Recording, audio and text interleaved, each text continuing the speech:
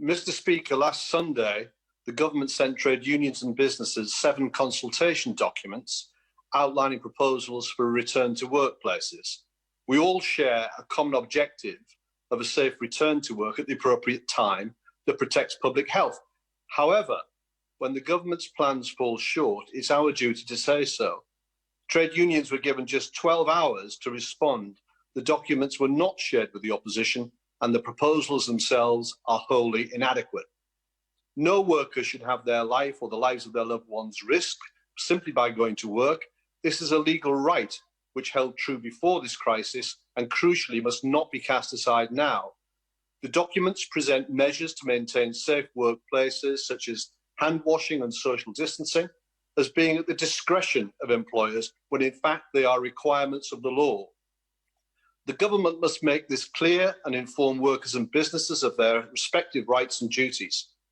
I share the surprise of trade unions that the documents provide no recommendations on PPE, without which it's impossible to make judgments on safe working practices.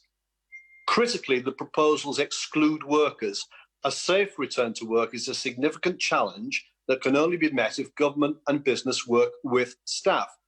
My ask of the Minister is that the government now brings forward guidelines requiring specific COVID-19 risk assessments for most businesses, that assessments are made public and registered with the Health and Safety Executive, and given the lack of capacity for inspections, these assessments must be agreed with staff.